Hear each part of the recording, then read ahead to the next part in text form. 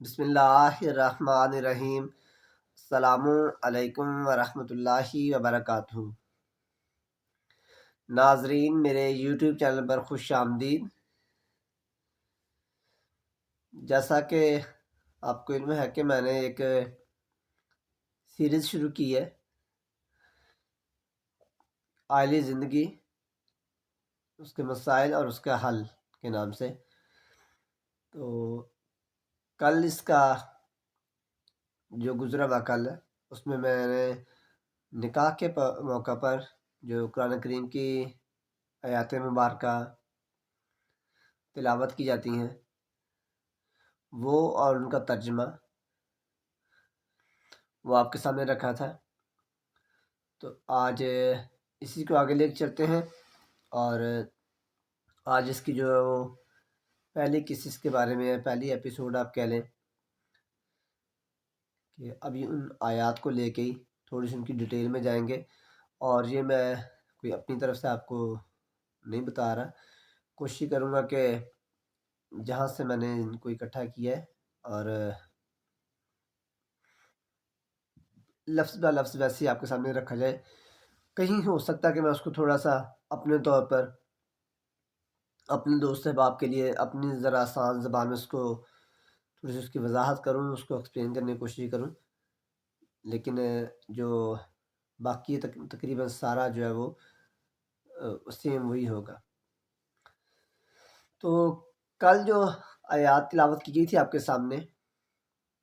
آج ان کا ترجمہ، اور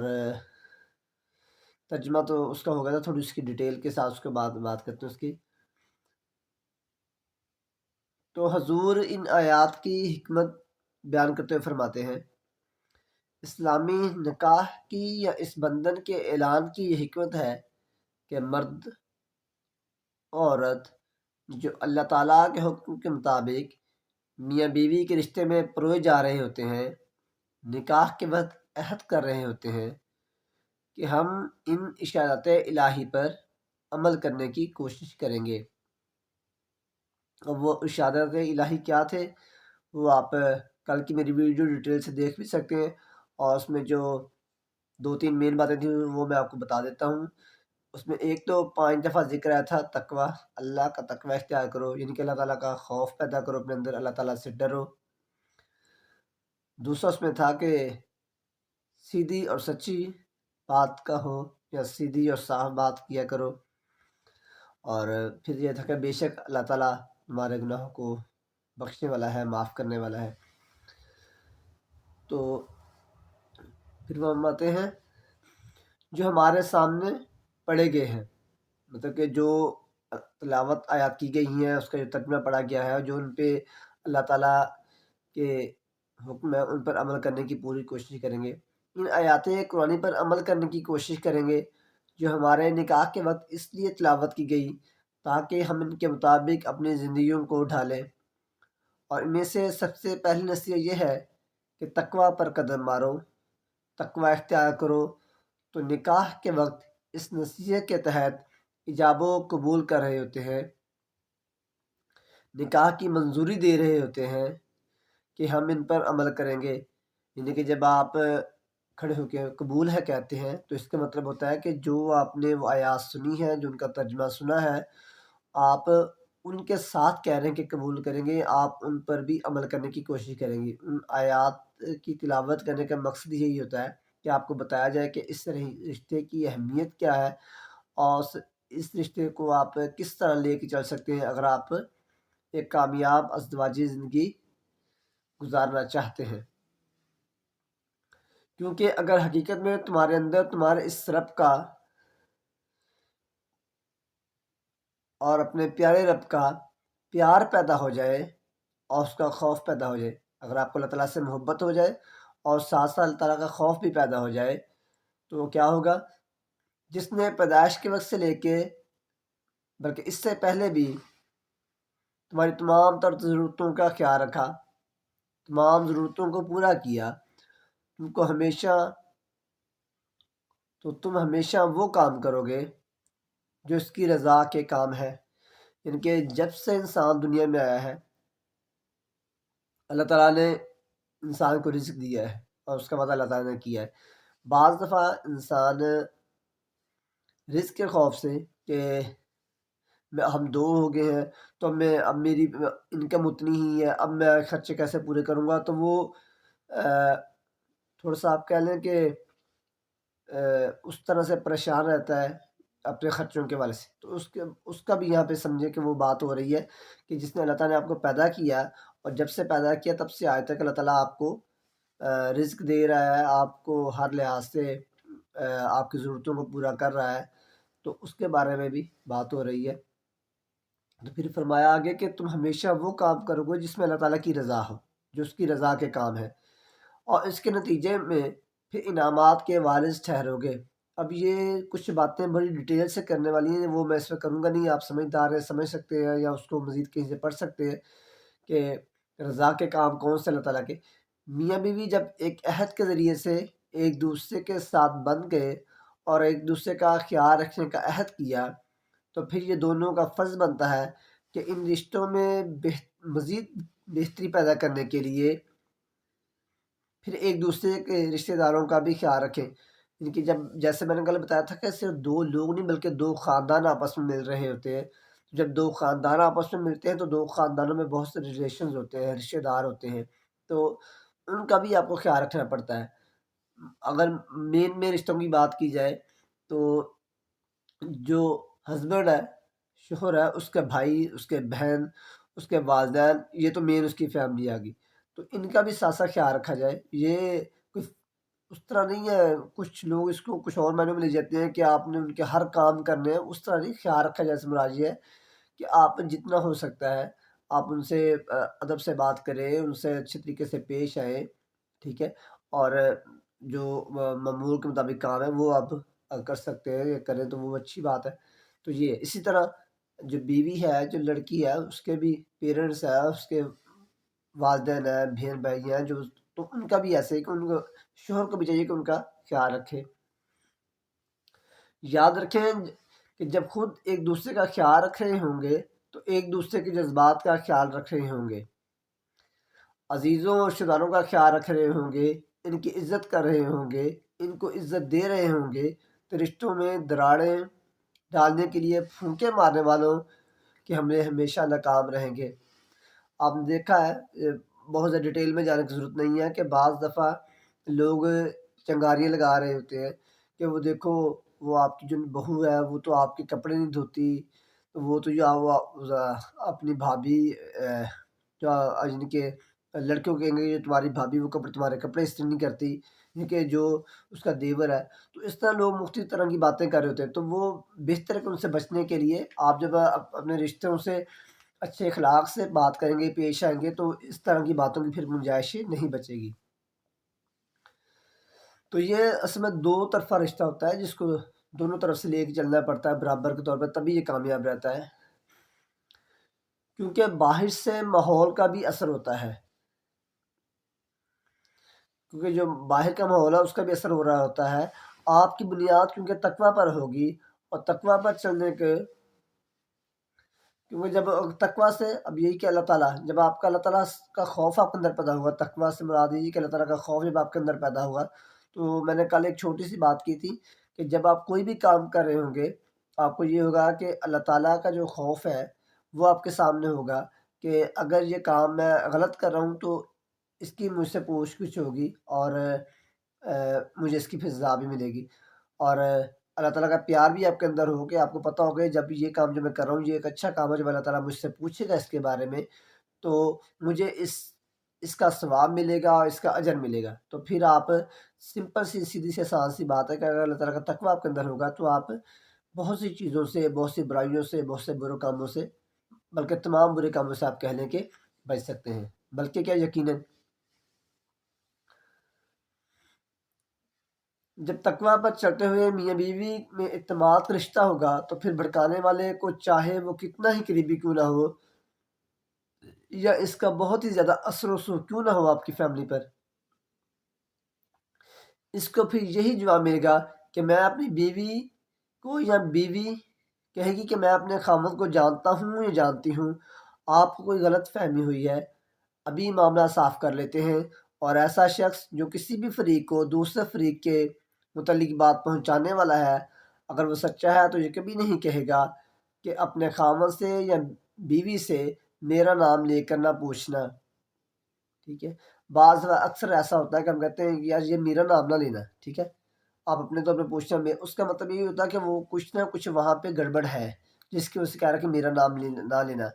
اگر بات حقیقی ہو تو بالکل سامنے کہے گا اور سچ کہے گا کہ بھائی ٹھیک ہے آپ ان سے پوچھ لیں، میرے پاس اس کا پروف ہے، جو بھی ہے تو میں اس کو ثابت کر دوں گا۔ تو یہ بھی ایک بات ہے کہ جب آپ سے کوئی یہ کہے کہ یار میرا نام نہ اس کے سامنے لینا، تو سمجھ جائیں کہ یہاں پہ کوئی گڑبڑ ہے، ٹھیک ہے۔ تو وہ آپ دونوں کو تو تعلق آپ دونوں کا خراب کرنا چاہتا ہے، لیکن اپنا تعلق دونوں کے ساتھ ٹھیک رکھنا چاہتا ہے، ٹھیک ہے۔ تو یہ بات بھی ہے۔ تو ایسا شخص خود ہی جو ہے وہ بھاگے گا، اگر وہ غلط بات کر رہا ہو تو آپ سے یہ جملہ نہیں کہے گا۔ اگر وہ سچا ہے تو کبھی نہیں کہے گا کہ اپنے خامد سے یا بیوی سے میرا نام لے کر نہ پوچھنا، میں نے یہ بات اس لیے نہیں کہی کہ تم پوچھنے لگ جاؤ، بات کر کے پھر اس کو آگے نہ کرنے کا کہنے والا جو بھی ہو تو سمجھ لیں کہ وہ رشتوں میں دراڑیں ڈالنے والا ہے۔ تو پھر اس بات کو میں دہرا دیتا ہوں۔ حضور فرماتے ہیں کہ وہ بیوی یا خاوند دونوں سے جس میں سے بات کریں وہ کہہ کہ ابھی معاملہ صاف کر لیتے ہیں، کہ ابھی معاملہ جو وہ صاف کر لیتے ہیں۔ اور ایسا شخص جو کسی بھی فریق کو دوسرے فریق کے متعلق بات پہنچانے والا ہو یا پہنچانے والا ہے، اگر وہ سچا ہے تو یہ کبھی نہیں کہے گا کہ اپنے خاوند سے یا بیوی سے میرا نام لے کر نہ پوچھنا، میں نے یہ بات اس لیے نہیں کہی کہ تم پوچھنے لگ جاؤ،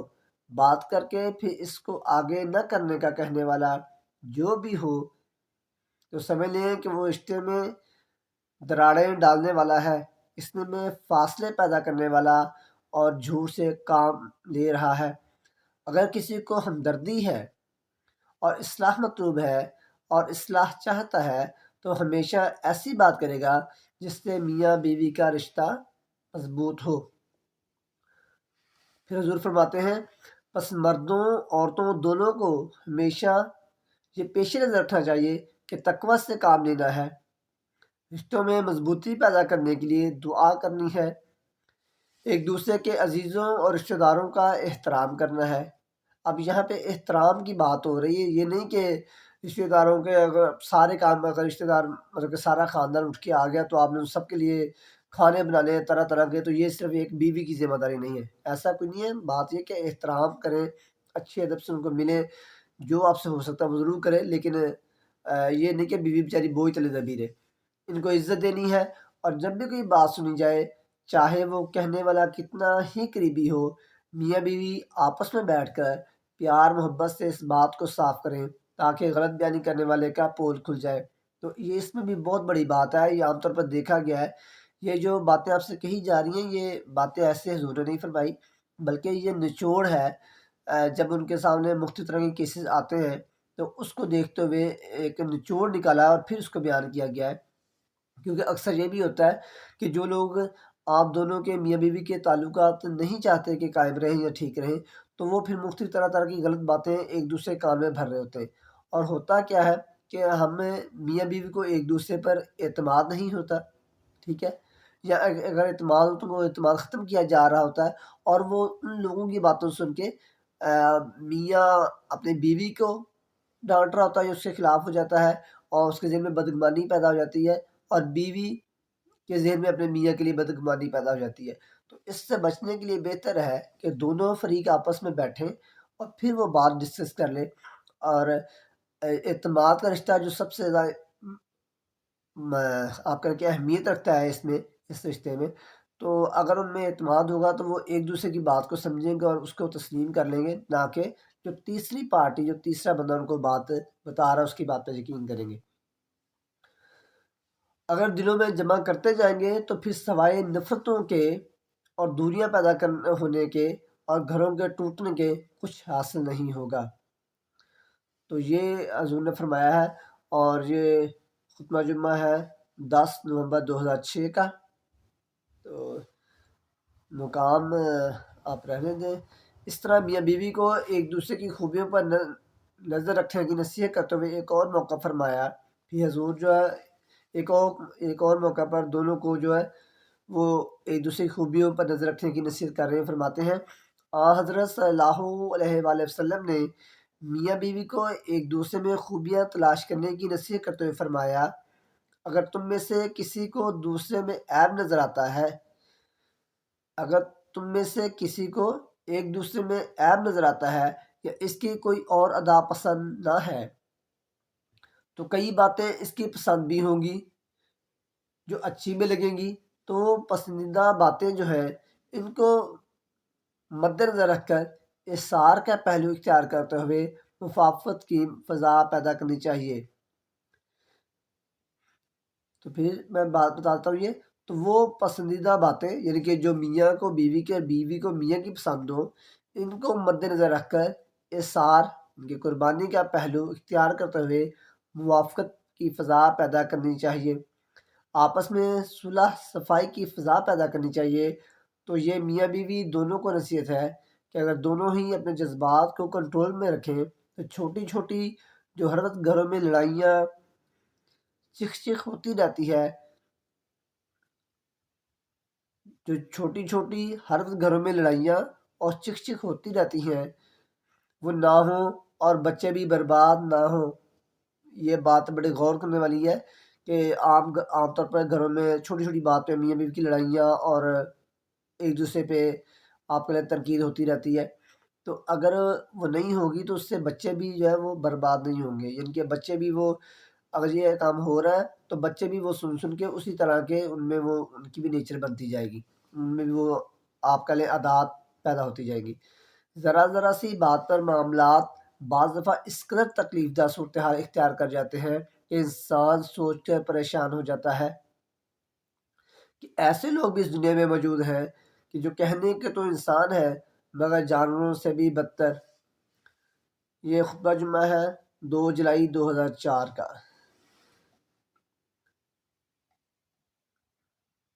تو اس طرح سے اسی ٹاپک کو اسی بات کو مزید کل آگے لے کے چلیں گے۔ ابھی اس میں کچھ حصہ رہتا ہے تو وہ انشاءاللہ کل میں پڑھ دوں گا۔ تو یہ باتیں جو آپ سے اصل میں کہی ہیں یہ میں نے تو بالکل آپ کو اوپر سے دیکھ کے بتائی ہیں، لیکن پڑھ کے انسان کو پھر سمجھ آتی ہے۔ اس میں آسان بات یہی ہے جو یہ ان آیات کو تھوڑا سا ایکسپینڈ کیا جا رہا ہے، کھول کے بتایا جا رہا ہے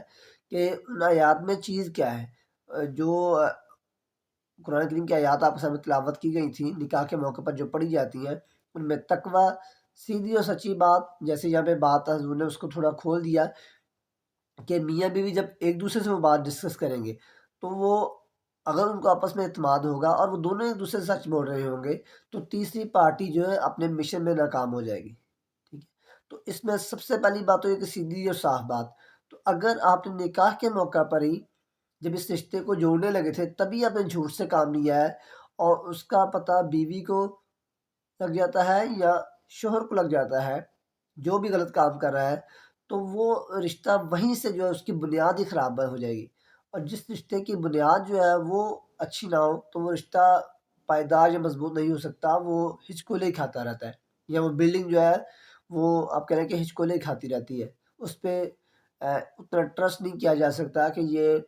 کوئی اپنے اوپر جو ہے وہ وزن برداشت کر سکتی ہے۔ اب وزن یہاں پہ وزن کیا ہے؟ لوگوں کی باتیں، کہ جو لوگ باتیں کر رہے ہیں اگر آپ کانوں کے کچے ہیں، اگر آپ کو ایک دوسرے پہ ٹرسٹ نہیں ہے، اعتماد کا فقدان ہے،